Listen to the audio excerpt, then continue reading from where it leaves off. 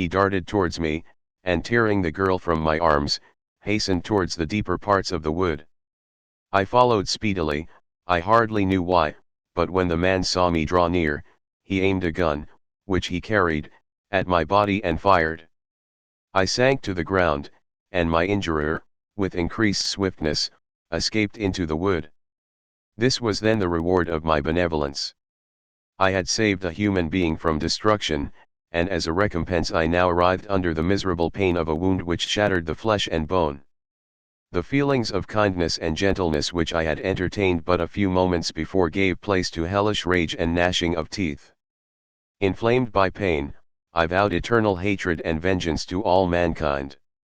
But the agony of my wound overcame me, my pulses paused, and I fainted. For some weeks I led a miserable life in the woods, endeavoring to cure the wound which I had received. The ball had entered my shoulder, and I knew not whether it had remained there or passed through, at any rate I had no means of extracting it. My sufferings were augmented also by the oppressive sense of the injustice and ingratitude of their infliction. My daily vows rose for revenge, a deep and deadly revenge, such as would alone compensate for the outrages and anguish I had endured. After some weeks my wound healed, and I continued my journey. The labors I endured were no longer to be alleviated by the bright sun or gentle breezes of spring. All joy was but a mockery which insulted my desolate state and made me feel more painfully that I was not made for the enjoyment of pleasure. But my toils now drew near a close, and in 2 months from this time I reached the environs of Geneva. It was evening when I arrived, and I retired to a hiding place among the fields that surround it to meditate in what manner I should apply to you. I was oppressed by fatigue and hunger and far too unhappy to enjoy the gentle breezes of evening or the prospect of the sun setting behind the stupendous mountains of Jura. At this time a slight sleep relieved me from the pain of reflection, which was disturbed by the approach of a beautiful child, who came running into the recess I had chosen, with all the sportiveness of infancy. Suddenly, as I gazed on him, an idea seized me that this little creature was unprejudiced and had lived too short a time to have imbibed a horror of deformity. If, therefore, I could seize him and educate him as my companion and friend, I should not be so desolate in this peopled earth. Urged by this impulse, I seized on the boy as he passed and drew him towards me. As soon as he beheld my form, he placed his hands before his eyes and uttered a shrill scream. I drew his hand forcibly from his face and said, "Child, what is the meaning of this? I do not intend to hurt you, listen to me." He struggled violently. "Let me go," he cried, "monster! Ugly wretch! You wish to eat me and tear me to pieces. You are an ogre. Let me go, or I will tell my papa. Boy, you will never see your father again, you must come with me. Hideous monster! Let me go. My papa is a syndic, he is M. Frankenstein, he will punish you. You dare not keep me. Frankenstein, you belong then to my enemy, to him towards whom I have sworn eternal revenge, you shall be my first victim." The child still struggled and loaded me with epithets which carried despair to my heart. I grasped his throat to silence him, and in a moment he lay dead at my feet. I gazed on my victim, and my heart swelled with exultation and hellish triumph. Clapping my hands, I exclaimed, "I too can create desolation, my enemy is not invulnerable, this death will carry despair to him, and 1,000 other miseries shall torment and destroy him."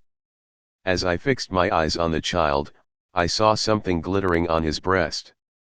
I took it, it was a portrait of a most lovely woman. In spite of my molly goodnighty, it softened and attracted me. For a few moments I gazed with delight on her dark eyes, fringed by deep lashes, and her lovely lips, but presently my rage returned. I remembered that I was forever deprived of the delights that such beautiful creatures could bestow, and that she whose resemblance I contemplated would, in regarding me, have changed that air of divine benignity to one expressive of disgust and affright. Can you wonder that such thoughts transported me with rage?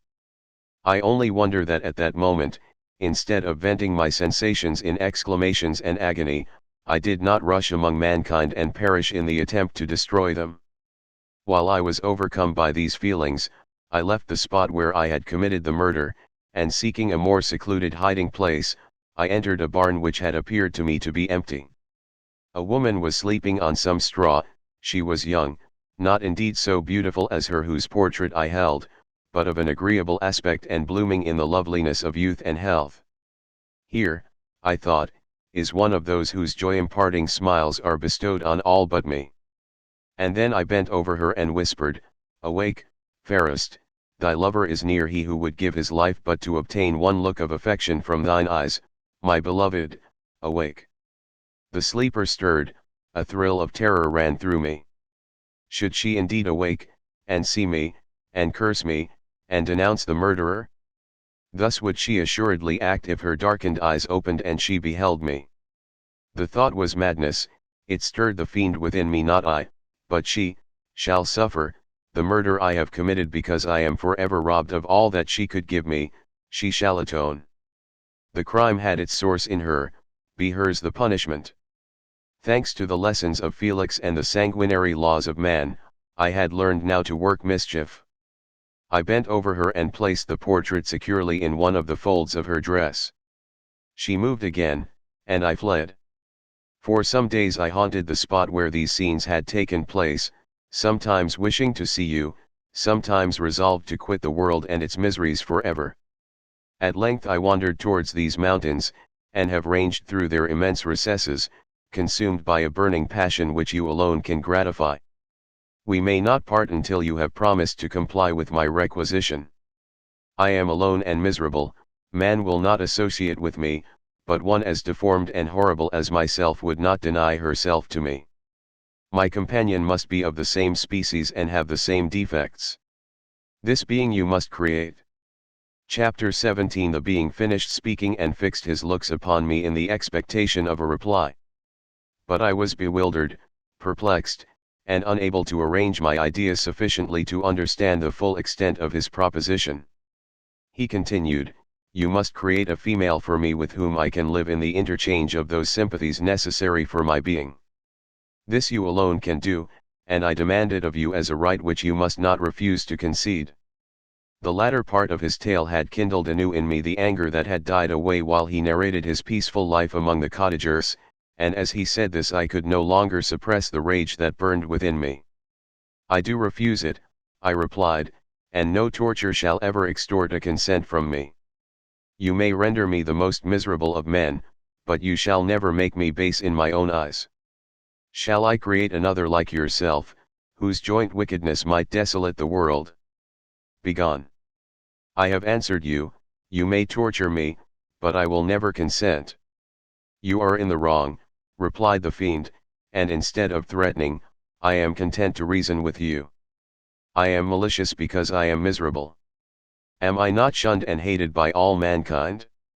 You, my creator, would tear me to pieces and triumph, remember that, and tell me why I should pity man more than he pities me.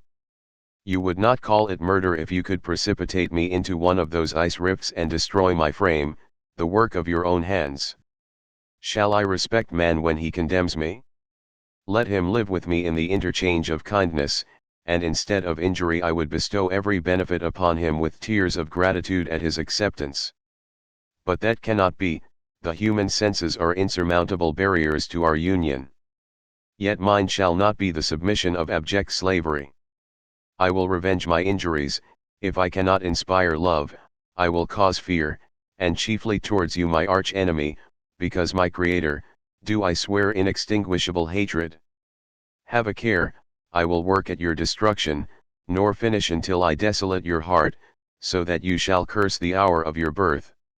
A fiendish rage animated him as he said this, his face was wrinkled into contortions too horrible for human eyes to behold, but presently he calmed himself and proceeded. "I intended to reason.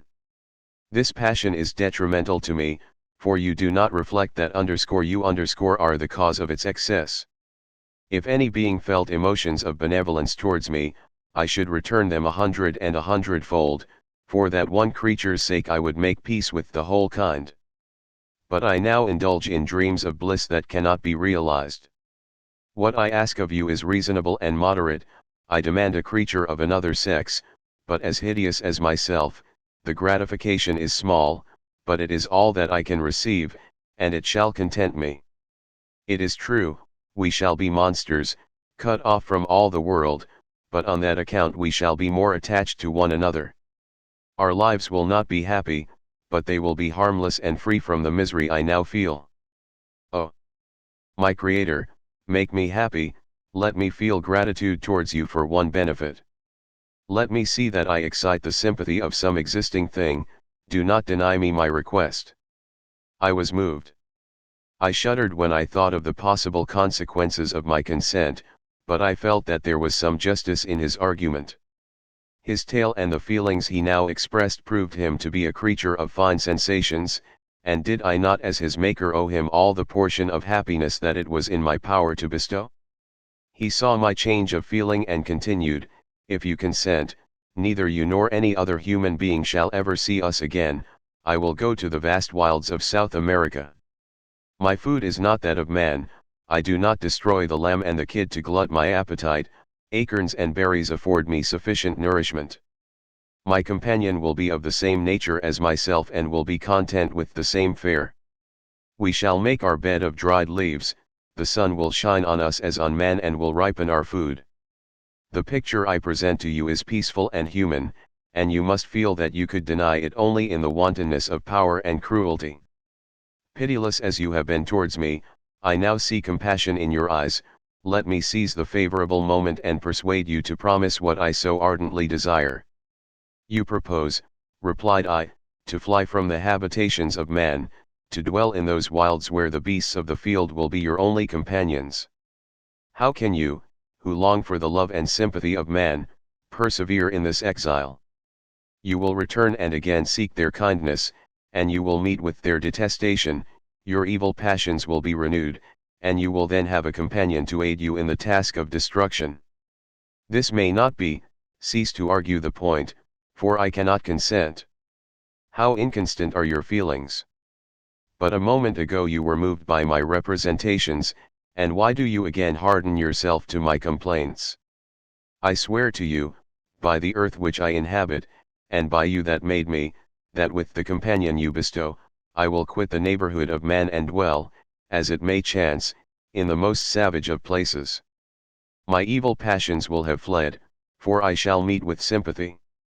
My life will flow quietly away, and in my dying moments I shall not curse my Maker. His words had a strange effect upon me. I compassionated him and sometimes felt a wish to console him, but when I looked upon him, when I saw the filthy mass that moved and talked, my heart sickened and my feelings were altered to those of horror and hatred. I tried to stifle these sensations, I thought that as I could not sympathize with him, I had no right to withhold from him the small portion of happiness which was yet in my power to bestow. You swear, I said, to be harmless, but have you not already shown a degree of malice that should reasonably make me distrust you? May not even this be a feint that will increase your triumph by affording a wider scope for your revenge? How is this? I must not be trifled with, and I demand an answer. If I have no ties and no affections, hatred and vice must be my portion, the love of another will destroy the cause of my crimes, and I shall become a thing of whose existence everyone will be ignorant. My vices are the children of a forced solitude that I abhor, and my virtues will necessarily arise when I live in communion with an equal. I shall feel the affections of a sensitive being and become linked to the chain of existence and events from which I am now excluded. I paused some time to reflect on all he had related and the various arguments which he had employed. I thought of the promise of virtues which he had displayed on the opening of his existence and the subsequent blight of all kindly feeling by the loathing and scorn which his protectors had manifested towards him. His power and threats were not omitted in my calculations. A creature who could exist in the ice caves of the glaciers and hide himself from pursuit among the ridges of inaccessible precipices was a being possessing faculties it would be vain to cope with. After a long pause of reflection I concluded that the justice due both to him and my fellow creatures demanded of me that I should comply with his request. Turning to him, therefore, I said, I consent to your demand, on your solemn oath to quit Europe forever, and every other place in the neighborhood of man, as soon as I shall deliver into your hands a female who will accompany